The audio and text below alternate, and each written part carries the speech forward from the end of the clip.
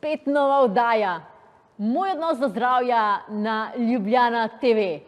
Vabljeni, da si ogledate to prav posebno oddajo, v katero sem povabila Romano Čolić, ki nam bo povedala, kako sem sama šla skozi svojo izkušnjo izgorelosti, katere vse omejujoče in misli in prepričanja sem premagala in vam podala tudi nekaj nasvetov, kako lahko sami naredite že danes korak bližje, da zaživite sebe.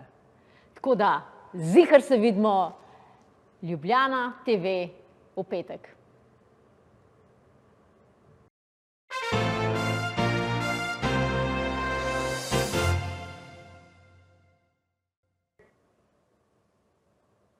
Drage gledalke, spoštovani gledalci, dobrodošli v oddaji Moj odnos do zdravja. Z vami sem dr. Neja Zupan, specialistka naravnega zdravljenja. V goste sem povabila posebno žensko, psihoterapevtko, terapevtko zakonske in družinske terapije, nekdanjo vrhunsko športnico in avtorico knjige Izhod iz izgorelosti. Dobrodošla med nami Romana Čolić. Lepo pozdravljeni, dobrodošli. Danes se bova pogovarjali o tvoji poti, kako si prišla do vsega tega, kar zdaj delaš, kaj se je tebi dogajalo v življenju, kateri so bili tisti mejniki v tvojem življenju, ki so te nekako napeljali ali usmerili v to življenjsko poslanstvo, ker to delati na področju psihoterapije z ljudmi, to mora človek čutiti. Res je. Ja, mora imeti ta empatičen odnos do ljudi, sočuten občutek, da začuti in da lahko iz tistega ven pomaga nekomu. In me zanima, kje se je pri tebi vse začelo? Zelo dobro vprašanje, hvala. Začelo se je, malo bom skrajšala, ker če ne lahko res o tem govorim 3 ure. Mogoče, tako kot je bilo omenjeno, bila sem v vrhunskem športu, živela sem za to. To se pravi, moj dan se je vrtel samo okrog športa. Bila si rokometašica. Ja, tako je. Tudi zastopala državo na mladinskih evropskih prvenstvih, svetovnih prvenstvih. Res dihala in živela za to. Če me kdo vprašal takrat, Romana, kaj boš, rokometašica, in to je to, nič drugega. Mene res nič drugega ni zanimalo. Bile smo tudi v klubu zelo povezane, tako, druga familija je to bila. In ko je pač situacija prišla do te točke, da sem pustila rokomet, bila je poškodba v zadnji, tudi pač seveda kot mladostnica takrat nisem imela tega znanja, ko ga imam zdaj. Ene stvari sem drugače delovala, mogoče tudi bolj impulzivno. Iskreno pač, če ni podpore ta prave, je zelo težko. In takrat se mi je sesul svet. To pa verjamem. Iz danes na jutri izgubiš smisel, zakaj se zjutraj vstati in pač kaj početi. Ne samo kaj početi, dan, ki je prej bil strukturiran. Pa poln. Ja, pa z fokusom, ne, to se pravi jasno fokusiran, zakaj ti vstaneš, zakaj greš na trening, zakaj delaš to, kar delaš. Ne samo zaradi tega, ker imaš rad, zaradi tega, ker imaš višje cilje. Ne? In potem na neki točki si izgubljen.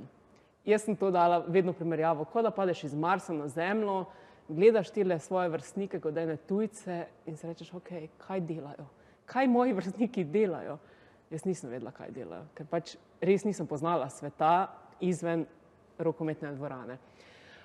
Takrat je bilo tako, da je bilo ravno vpis na fakulteto, to je bilo v tem obdobju mojega življenja.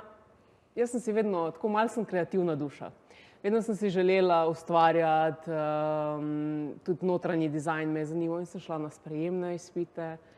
Mi ni uspelo narediti sprejemnih. Na katero fakulteto? Dizajn notranje opreme. Dizajn in notranje opreme. In mi ni uspelo. In potem jaz tako nič. Tega trenutka ne bom pozabila, sprehajala sem se ob Ljubljanci, srečam prijateljico iz dijaškega doma, 1 leto starejša je bila In mi reče Romana, in kam si se vpisala, ne? To je itak najbolj pogosto vprašanje, tako jaz nisem bila sprejeta. In kaj boš zdaj? Ne vem, kaj bom, ne? Rokomet, če igraš? Ne, ne? Itak počutil si se najbolj slabo, najbolj nesposobno, zafural si svoje življenje, pač tista, zdaj res dobesedno iskreno pa rekla, zguba. Ker ne veš, kaj bi sam s sabo in svojim življenjem. In jaz ko, in kaj pa ti? Vedela sem, da je želela na neko fakulteto, rekla, nisem bila sprejeta, in kje pa si zdaj? Na teološki. Jaz ko, na teološki? Rekla, daj prid, ful je fajn. Jaz ko, na teološki, kaj pa ne delam? Prvo prispodo, kaj bom nuna? Nuna ne bom, ne? To so bili pač takrat tisti časi, kaj je res vsak to rekel. In jaz res, je rekla, daj prid, tretji rok je, prostor je še, ne? Jaz ko, okej. Pa grem, ne, zaradi statusa. Pridem jaz domov, rečem, mami, zaradi statusa grem jaz se vpisati na teološko, pa bom delala, ne. Okej, v redu, ampak kaj se je zgodilo, meni je postalo na teološki zelo fajn. Zakaj fajn? Zaradi tega, ker sem mogoče prvič v življenju začutila pristnost odnosov. Nisi bil samo številka. Z vsemi posebnosti vsak, ki je pač bil v razredu oziroma v predavalnici, je bil sprejet, kakršenkoli je bil. In to je tisto, kar jaz rečem, tega nam manjka. Ja, tega zelo manjka, ja. Ne soditi na prvi pogled, na to, kako človek izgleda, kako ima postrižene lase, kakšno barvo las ima, kako se obnaša, okej, obnašanje je že drugo, kako se oblači, ne vemo njegove zgodbe. In res, jaz sem takrat kot eno sidro takrat dobila, okej, bodi tu, in jaz sem res vsak dan, jaz sem bila najbolj prisoten študent v tistem mojem letniku in ja, iz semestra v semester sem vztrajala, zaključila, tako da to je bila tisti prvi, bom rekla, moj mejnik, da sem začela iskati, jaz rada rečem, pot k sebi. Ker jaz sem prej sicer mislila, da pač sem v stiku s sabo, ampak roko na srce, v športu ne moreš biti v stiku s sabo, ker drugače se prehitro ustaviš in ne moreš napredovati, ne. Tam sem pa začela raziskovati, brskati, se dotikati tistih stvari, ki sem jih prej skozi moje mladost življenje tlačila, ne.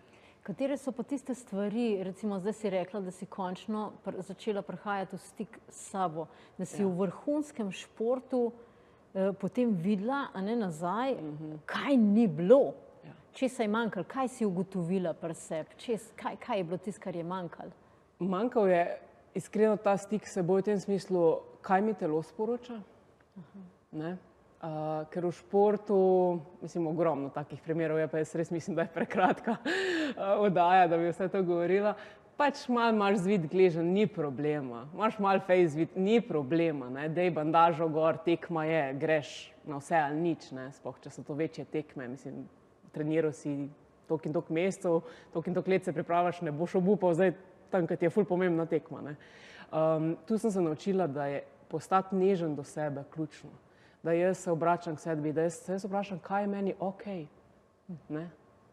Ker prej sem na nek način sledila, ugajala. In ko sem spoznala, da to ugajanje, sledenje vodi v izčrpavanje, vodi v oddaljevanje od sebe, če lahko temu tako rečem, pol sem tam v enem varnem prostoru, v tistih predavalnicah spoznala, okej, lahko sem to, kar sem. Ljudje me ne obsojajo zaradi tega, ker pač, ne vem, pridem z jopco na fakulteto. Ne. Ker pač nisem mogoče v tistem kalupu, ko se je pričakovalo. Ja, koliko bi bilo čisto drugače, bi vsak delal s tem notranjim občutkom brez te potrebe, da ugajam, da dobim jaz ljubezen, da dobim sprejetost, pozornost. Tega je zelo veliko. In hitro potem se na drugi strani, ko tega ni, krepijo obrambni mehanizmi. Dajmo še en projekt dati skozi, še eno medaljo osvojiti, še en doktorat narediti, da bom jaz, ne, okej, da jaz lahko povem, kaj sem.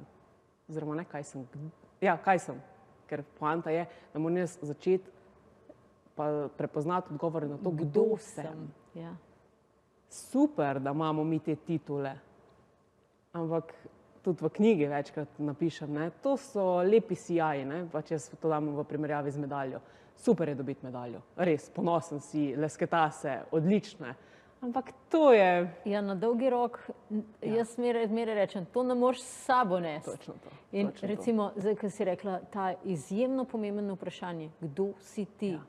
In vem eno zgodbico, ko je učitelj vprašal učenca, kdo si ti? In mu je rekel, ne vem, recimo, da bi mene vprašal, Neja Zupan. Jaz te nisem vprašal, kako je tebi ime in kako se pišeš, temveč kdo ti si. Jaz sem doktor organizacijskih znanosti. Jaz te nisem vprašal, kater certifikat, katero šolo imaš ti narejeno, kdo ti si. Jaz sem sin, jaz sem hči Ivanke in Jureta Zupan. Jaz te nisem vprašal, kdo so tvoji starši, ampak kdo ti si. In je težko odgovoriti na to. Ja, tega se zelo manjka. Tukaj se ustvarja potem stik samim seboj in tukaj imaš ti zelo veliko izkušenj. Drage gledalke, spoštovani gledalci, po oglasih spremljajte najin pogovor naprej.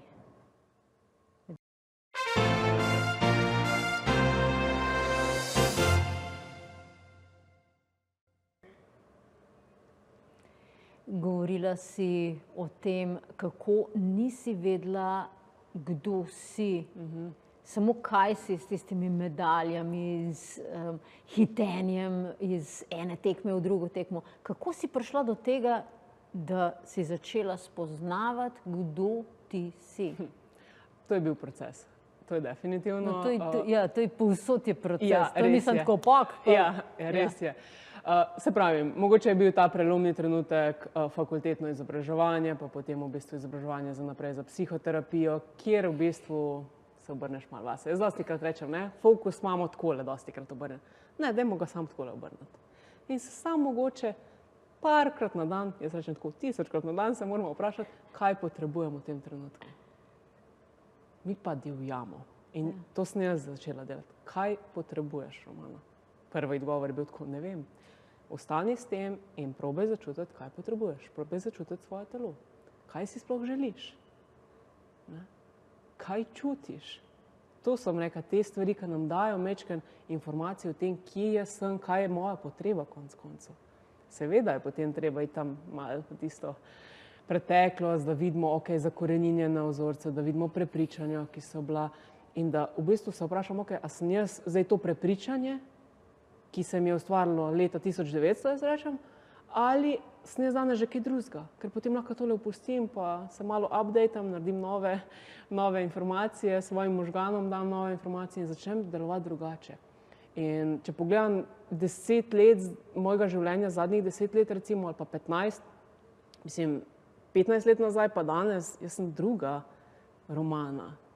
No, zven, ja, zelo podobna, ampak mišljenje, čustvovanje, širina, mislim, ko začneš se poglabljati, to je proces celega življenja na nek način. In tudi jaz sem samo človek. Tudi danes še pridejo kakšni triggerčki, pa a zdaj reči ne, ali ne, ostati zvest sebi, pa reči, ne, tole ni v moji, na tisti moji varni bazi, ali pa ni v mojih vrednotah.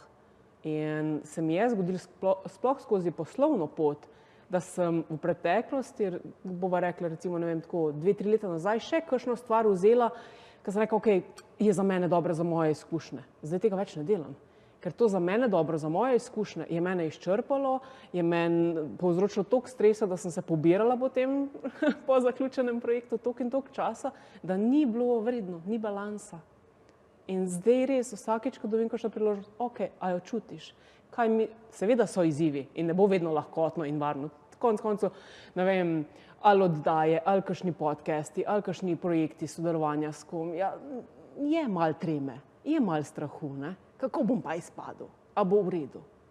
In tukaj, a imam jaz visoka pričakovanja do sebe, ali mora biti tisto perfektno, a je tisti perfekcionizem v meni, ali lahko jaz rečem, v redu bo. Tudi, če bom kakšno stvar majčkeno ne dovolj dobro povedala, ampak ne dovolj dobro za koga, ne? Važno je, da bo rdeča nit, važno je, da bo iskreno, da bom jaz lahko dala to, kar res verjamem. Zdaj, omenila si prepričanja. Ja. Katera so bila tista prepričanja, v katerih si se odločila posloviti? Ja. In kako si to naredila? Odlično vprašanje. Ja, eno temeljno prepričanje, da če bom skrbela za druge, da bodo drugi ok, da bom jaz tudi ok. To je mene vodilo, ne? In potem daješ. Seveda pač pa pride do izčrpanosti, to je bil moj drugi mejnik in takrat sem največ teh prepričanj res tako v 95% spremenila. Zakaj sem rekla zdaj 95? Ker sem spet samo človek, pride kdaj, stres situacije, ko pač mogoče ne narediš čisto točno tako, kot bi v teoriji naredil, če lahko tako rečem, ampak 95% pa res ne odstopam več od tega.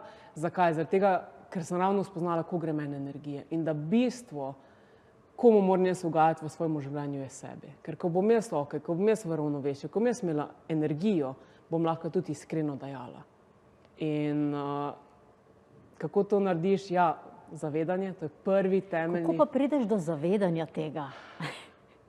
Najlažje, ko dobiš malo zrcal od drugih ali pa... Zrcala pomeni to, ne ta fizična zrcala, verjetno, ampak ljudje ti kaj rečejo. Ljudje, to zaprav, ampak tukaj je spet pomembno, koliko sem jaz zavedna, da lahko sprejmem to, da meni en reče, Romana, tole ni v redu. Ne? Ali pa, Romana, če boš takole nadaljevala, boš prišla do izgorelosti. Ne? To je težko sprejeti. Jaz rečem, ponovadi je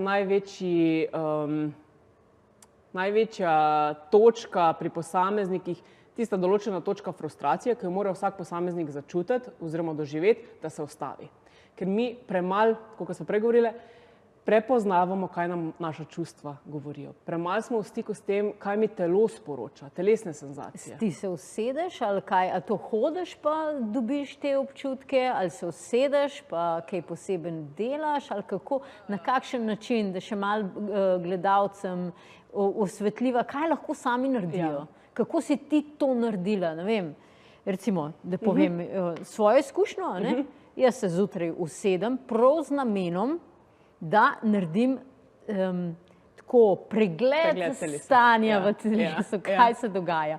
In recimo danes zjutraj, preden sem prišla, sem se usedla in včeraj sem že čutila ene napetosti, sem rekla, danes zjutraj je to treba prvo razrešiti, zato da bom jaz lahko cel dan prisotna, da ne bo tistih enih krčev noter. No in sem se usedla, sem dihala in potem sem prišla do tega občutka, sem ga zbudila, ta občutek, da sem prišla z njim v stik, potem sem bila pa prisotna s tem občutkom.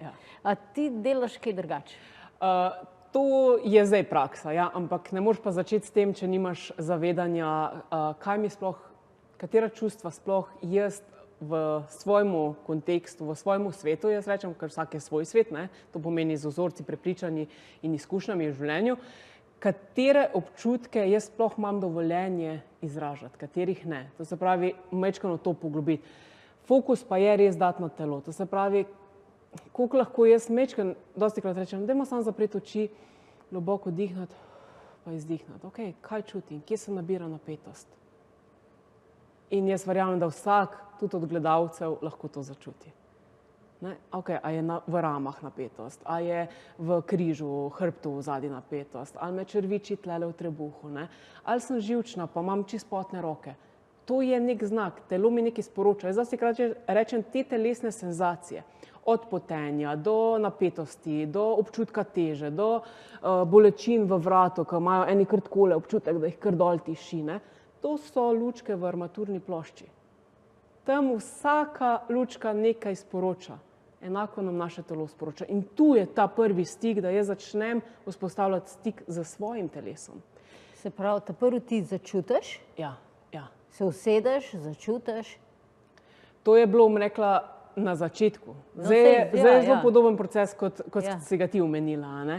Na začetku sem pa mogla sploh prepoznati moje telesne senzacije. Da telo nekaj govori. Tako, ker tako, kot smo rekli, v športu greš prek telesa. Jaz sem bila vajena, pač malo te boli. Ja, kaj zdaj? Trening je, gremo. Akcija na polno. Ne, zdaj malo me boli. Aha, boli me. Ok, zavedam se, boli me. Ok, kaj mi to sporoča? Kaj meni zdaj telo s to bolečino sporoča? To je tisto mogoče, da se vprašam. Ok, me boli glava, ne takoj po nekih tabletah. Dajmo se vprašati, ok, kaj se mi je vse danes dogajalo?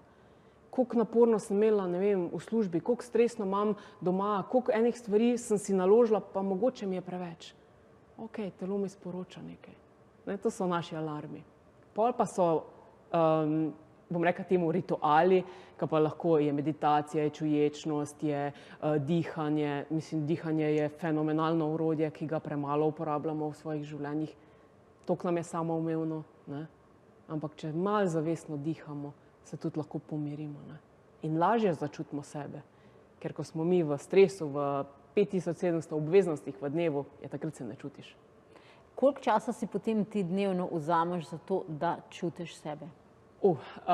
Od izgorelosti... Ker prej si rekla 1000-krat na dan, da pomisliš, kaj že, da... Kaj potrebujem, ja, kaj si potrebujem, želim. ja. Jaz se to kar redno, skozi situacije v dnevu, ne, sprašujem. Recimo, zdajle imava mi dve pogovor, jaz imam neke stvari danes še za opraviti, so na to-do listi. Ampak jaz vem, da ko bom zaključila, ko bom odkorakala od tu, sem vprašala, ok, kaj zdaj rabim? Mogoče rabim najprej sprehod. Ne? Da ne grem takoj z to energijo, ki mi bo ostala od tukaj, lahko je to sicer dobra energija, lahko pa je včasih, če se spomnim svoje službe, tista težka energija, ko ne moreš več nič, pa že greš v drugo aktivnost, ker moraš, ne? Ok, se lahko vzamem 2 minute, da sam prediham. Ne? To je tisto, da začutam sploh, kaj se mi dogaja, ne da sam drvim, ko po avtocesti, ne, ko se peljem 130, pa ne vidim nič okrog sebe. Da grem po stari cesti, pa malo opazujem okolico. Da se vrnem k vprašanju, ki se ga dala, koliko dejansko časa.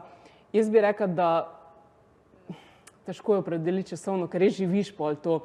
Skušam res na ta način opazovati situacije, v situacijo iti, hkrati pa ja, poskrbeti za kakovosten spanec, kakovostno hrano, rekreacijo in da to ni tekmovanje, tako kot sem bila vajena, ampak da je to res rekreacija, da čutim, kaj mi v tistem trenutku paše. Drage gledalke, spoštovani gledalci, po oglasih bova midve nadaljevale, med tem časom pa lahko pogledate na spletno stran www.bisernica.si/darilo, kjer vas čaka brezplačni masterclass Moč tvojih možganov.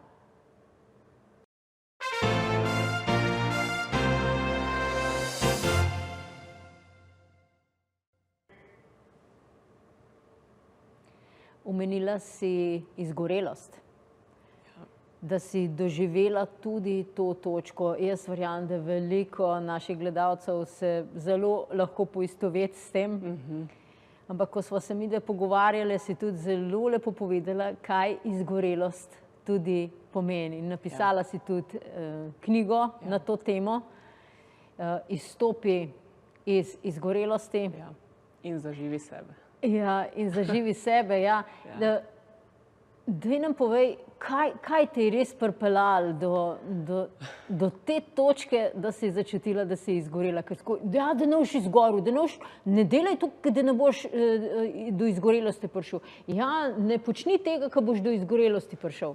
Ampak kaj je dejansko bistvo, kaj si ti ugotovila, kaj je zadej za to izgorelostjo? Ker ko korenino vam potegnemo, takrat pol izgorelosti ni več. Ja, res je. Mislim, jaz vedno pravim, ne izgorimo zaradi obilice dela, ki jo imamo. Ja, lahko smo utrujeni, ampak to se hitro spočijemo, vikend je, se spočiješ, greš nazaj in si ok. Izgorimo zaradi odnosa. Odnosa v prvi vrsti do sebe in potem odnosa z drugimi, odnosa do drugih. Tako da tudi jaz, vzrok izgorelosti je bil odnos do sebe, ne? Prezahtevnost, perfekcionizem, kaj bodo rekli drugi, ugajati moram, če rečem ne, ne bom sprejeta, me ne bodo imeli radi, mi bodo, ne vem, zamerili in tako dalje. Mislim, tega je... Mi bodo odklonili pomoč. Tudi to, ja.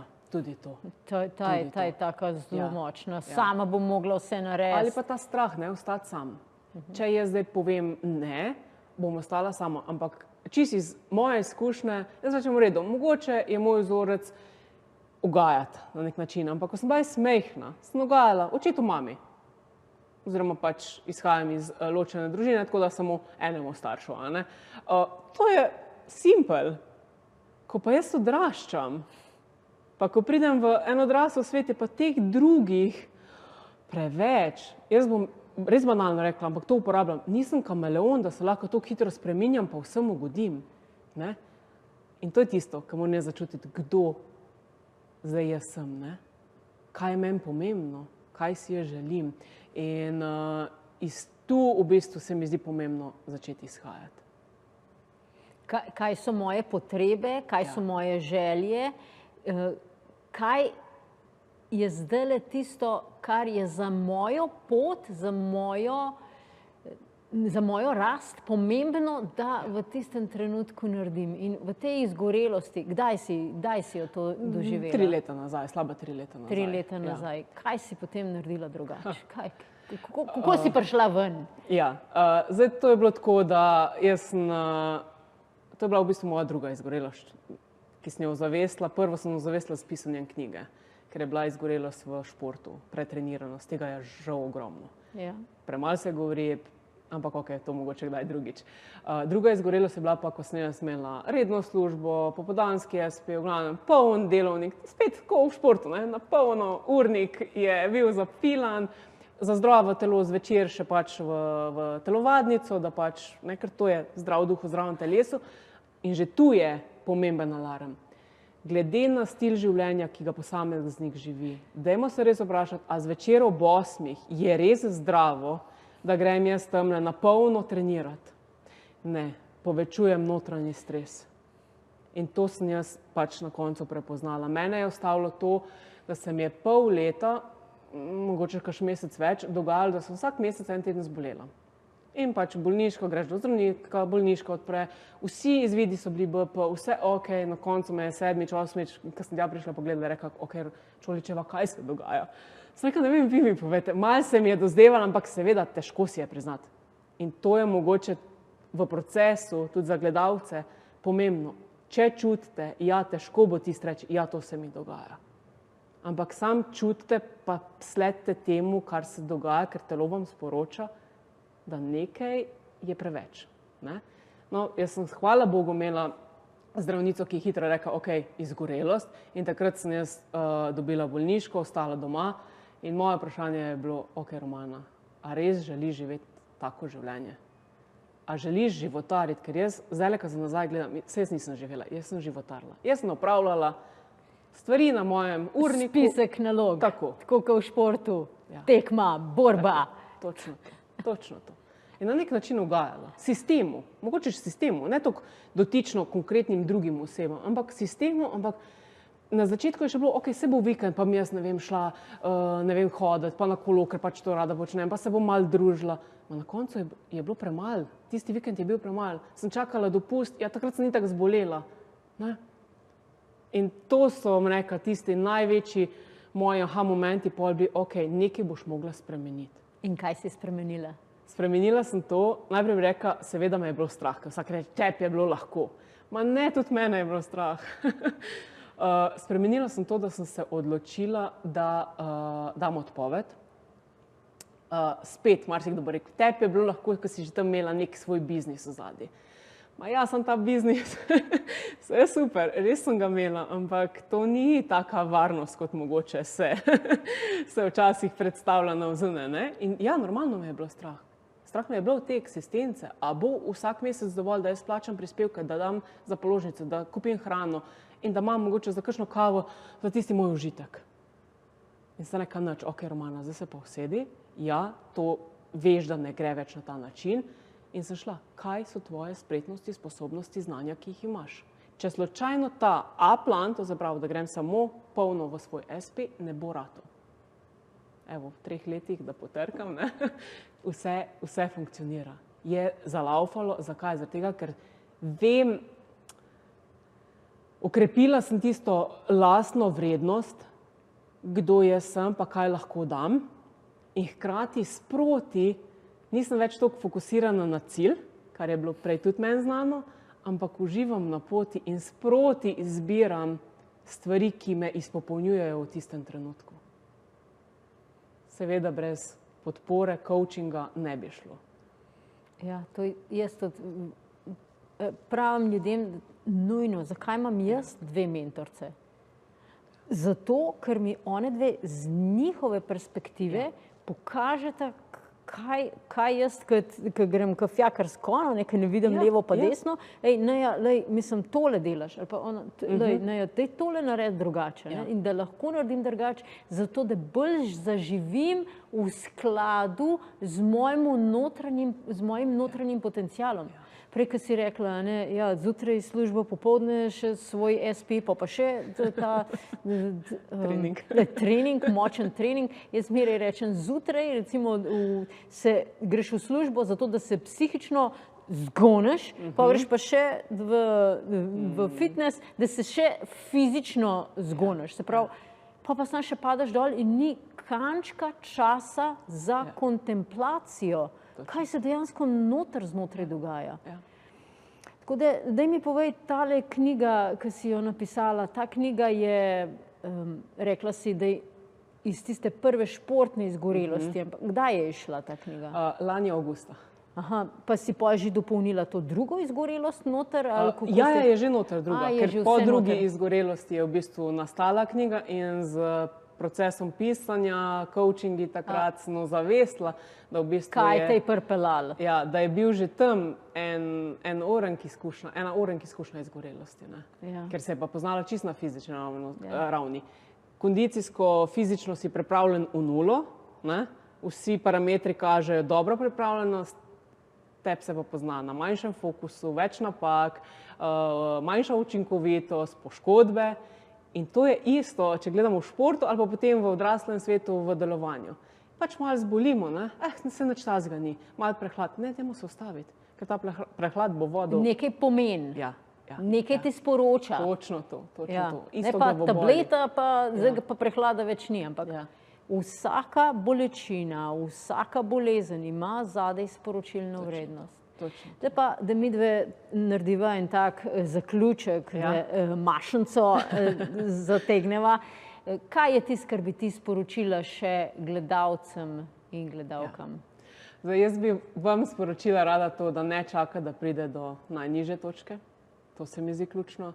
Da začnete prepoznavati, kaj vam telo govori in da postanete zahtevni in izbirate tisto, kar vas podpira. To se mi zdi ključno. Pa ja, to, kar sem rekla, 1000-krat na dan se vprašajte, kaj je moja potreba v tem trenutku. Kaj si želim zase. Najlepša hvala, Romana, za te krasne misli. Drage gledalke in spoštovani gledalci, vas pa vabim, da na www.bisernica.si/darilo prevzamete brezplačni masterclass Moč tvojih možganov. Hvala lepa. Hvala.